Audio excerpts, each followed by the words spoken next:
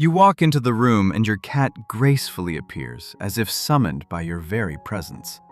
They approach with a silent, deliberate gait, their tail held high in a question mark of greeting.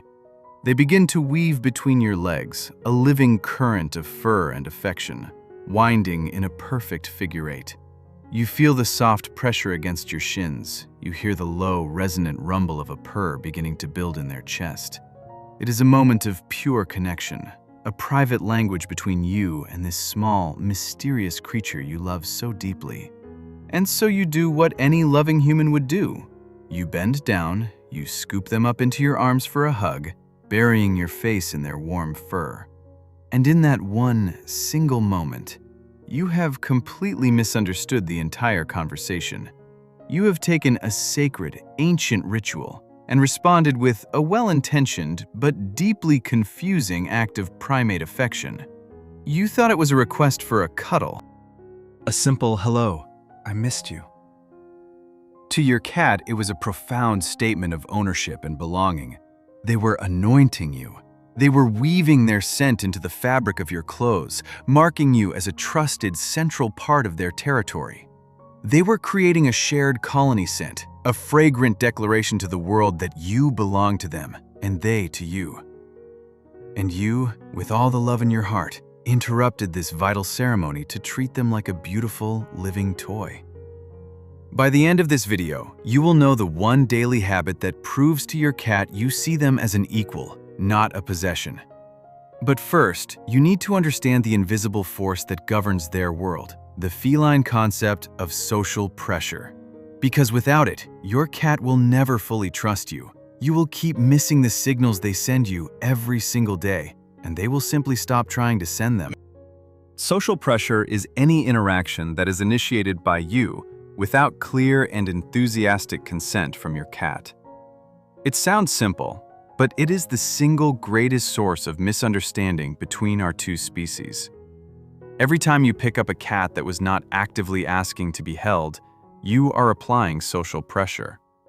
Every time you pet a cat that is trying to walk away, you are applying social pressure. Every time you pull a shy cat out from under the bed to meet a visitor, you are applying an immense, terrifying amount of social pressure. You think forcing a shy cat to meet a new person will socialize them. In reality, you are flooding their system with the stress hormone cortisol and teaching them that you are not a safe protector. You are, in that moment, the opposite of safety. You are the source of the danger. Think about it from their perspective. A loud, strange giant enters their home. Their instincts, honed over thousands of years of survival, scream, hide. They find a dark, enclosed, defensible space. They are managing their own fear perfectly.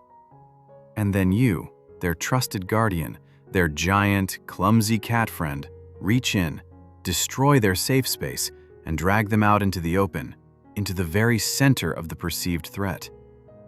The trust doesn't just bend, it cracks. Or consider a quieter, more common moment. You're on the sofa, watching television.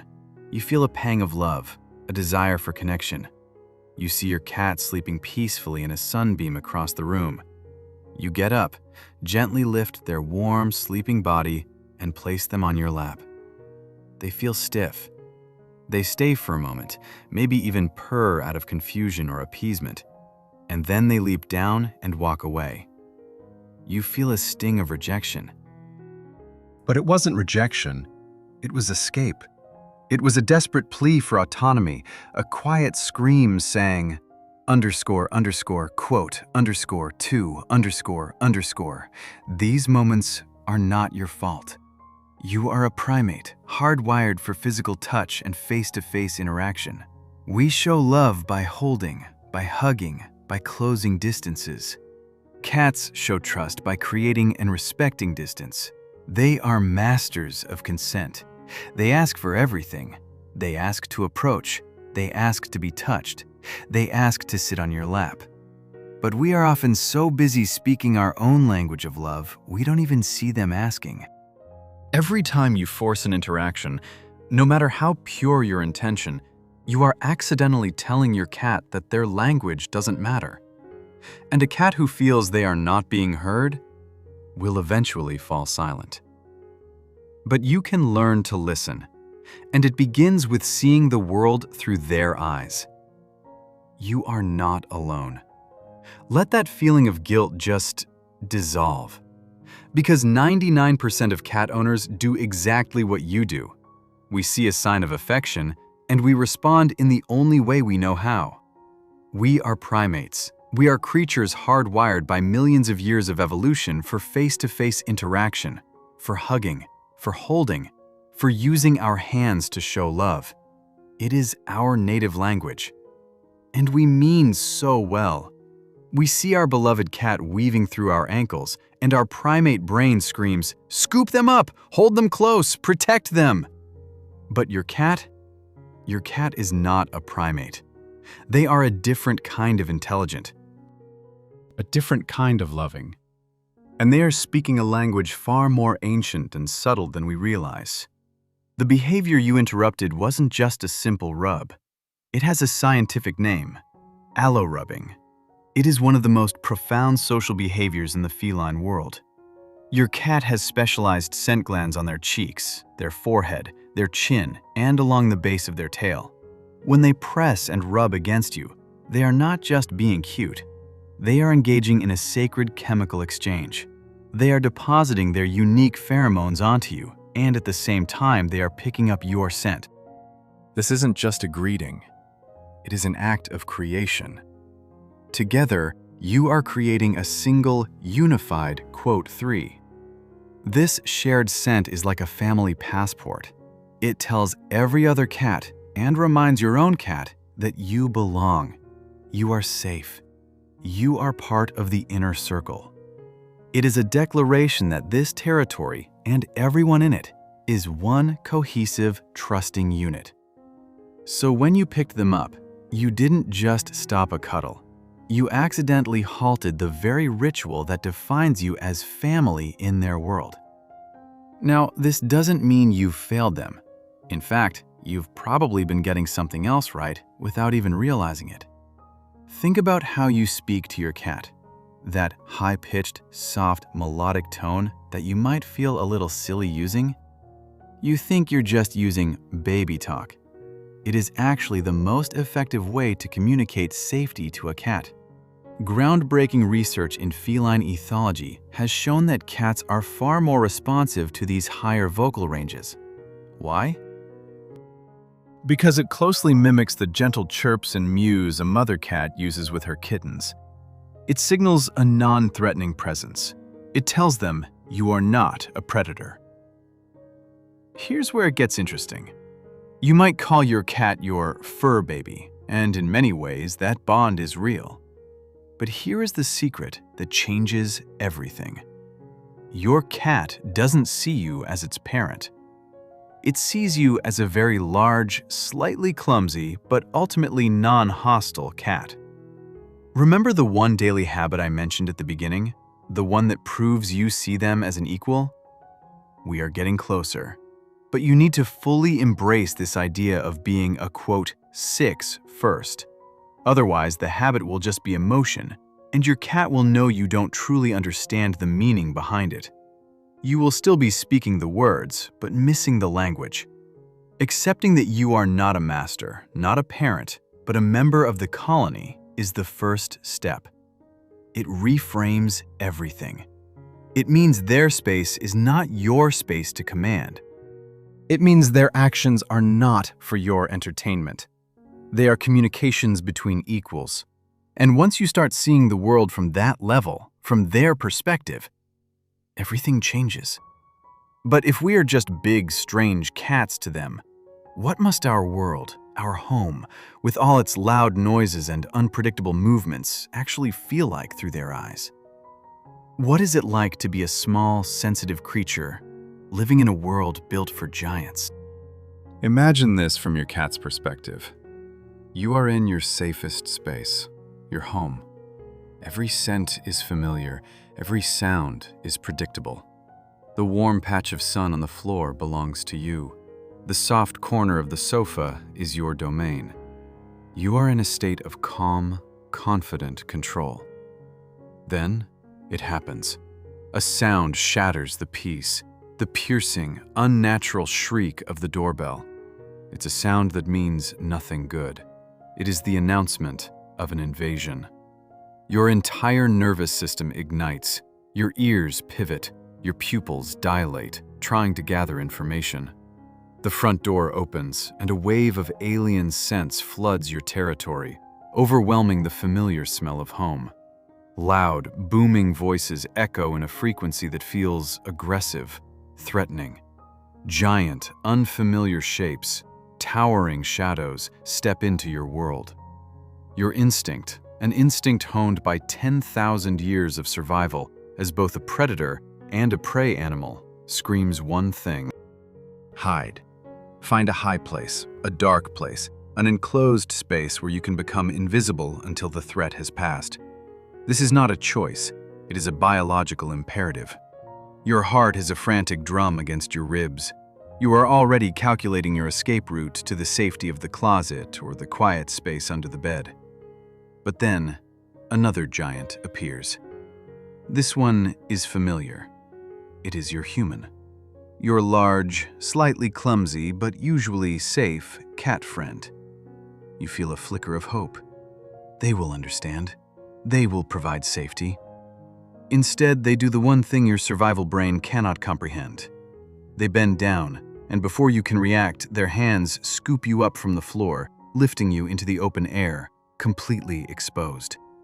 They hold you tight, and your feet, your primary tools for escape, dangle uselessly. You are being carried directly toward the source of the threat, toward the booming voices and the strange, predatory smells. Your human is offering you to the invaders. They press your vulnerable body into the hands of a stranger who smells wrong, who moves wrong, whose intentions are a terrifying unknown. There is no escape route. There is no high ground. You are trapped. Your muscles are rigid with fear, and the one being in the world you trust implicitly has just become the source of your terror. This isn't a social gathering for you. It is a potential predator encounter, and you have been served up as a sacrifice. Your human thinks they are sharing something they love. You think you are about to die. If you believe every cat deserves an owner who understands this feeling of sheer panic, subscribe. Not for me, but for them. We're going to cover how to properly introduce your cat to strangers in a future video, and your subscription helps that message reach more people who need to hear it, turning moments of terror into moments of calm confidence for cats everywhere. Does your cat run and hide when the doorbell rings, or do they come out to investigate? Drop it in the comments right now, because what it actually means is going to surprise you. I read every single one. Now, that feeling of terror we just explored is the opposite of the feeling we are trying to create. The feeling we want is trust. Absolute, unconditional trust. Remember the one daily habit I promised you at the beginning? The one that proves to your cat you see them as an equal, not a possession? We are almost there. But you need to understand their signals of trust first. Otherwise, the habit itself will feel hollow. Just another confusing human action they are forced to endure. To speak their language, you must first learn to listen to it. So let's stop focusing on the fear we accidentally cause and start decoding the love they are actively trying to show us. Now, let's translate the trust signals they are already sending you every single day. First, the head boop. It's a moment every cat owner cherishes.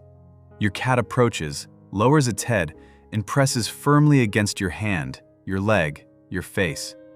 You see a cute nuzzle, a simple request for a loving pat on the head. But what you are actually witnessing is a sacred and ancient ritual. Your cat is depositing facial pheromones onto you, marking you as a safe and essential part of their inner circle. They are, in a very real sense, claiming you. These pheromones, released from glands in their cheeks and forehead, are invisible messages that weave you into the scent tapestry of their territory. They are saying, "You belong here. You are family." The correct response is not to immediately start scratching their head or ruffling their fur. That can interrupt the process. Instead, lean gently into the pressure for a moment. Allow the scent exchange to complete. You are participating in their language, acknowledging their claim on you with quiet respect. You are telling them, "I belong to you too." It's a subtle shift, but one that moves you from a provider of pets to a true partner in their world. Second, the slow blink. You are relaxing on the sofa after a long day. You look across the room and see your cat sitting perfectly still, staring at you. Then, very slowly, their eyelids lower and rise again. You see a sleepy, indifferent cat, perhaps on the verge of a nap. You might even feel a little ignored, but you have just been paid one of the highest compliments in the feline kingdom. That slow blink is what animal behaviorists call a cat kiss. In the wild, and even in a multi-cat household, direct, unbroken eye contact is a challenge. It is a sign of aggression, a precursor to a fight. By slowly closing their eyes in your presence, your cat is telling you that they trust you so completely, they are willing to break their stare and let their guard down. They are saying, "I see you, and I know you are not a threat. I feel safe with you." The correct response is a conversation. Don't look away. Instead, mirror them. Look back at them with soft eyes and slowly close and then open your own. You have just said, "I trust you too," in their native tongue. You have affirmed the peace between you, turning a simple moment of quiet into a profound declaration of mutual respect. Third, showing you their backside. This one can sting. Your cat walks up to you, maybe gives you a quick sniff, and then deliberately turns around and sits down, with their back facing you completely. It feels like a rejection. It feels like you've been dismissed. You might wonder what you did wrong. The real feline meaning is the precise opposite of a slight. It is an enormous, almost unbelievable compliment. Think like a cat for a moment. All of your weapons, your teeth, your claws, and your primary senses for detecting danger are on the front of your body. Your back is your most vulnerable side. By turning their most vulnerable side to you, they are placing their life, their safety, in your hands.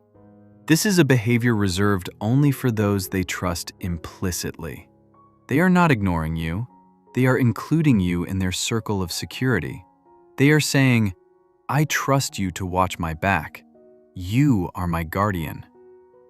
The correct response is to honor that trust with stillness. Don't make any sudden movements. Speak to them softly, or if you know they enjoy it, offer a very gentle scratch at the base of their tail. You are acknowledging their trust and proving it was well placed. Fourth, the belly exposure. This is the signal that causes the most accidental pain and breaks the most trust. Your cat rolls onto its back, stretching out and exposing that soft, irresistible, fluffy belly. You see a clear invitation, a request for a vigorous belly rub. But for 99% of cats, this is not an invitation. It is a test. Exposing the stomach, which protects all their vital organs, is the ultimate act of trust. It is the most vulnerable a cat can possibly be. They are showing you that they feel completely, totally, 100% safe in your presence. But touching that area can trigger a deep-seated instinctual defensive reaction.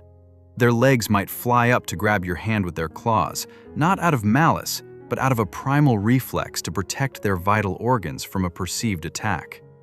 In that moment, their profound act of trust was met with what feels like a betrayal. The correct response is to use your voice, not your hands.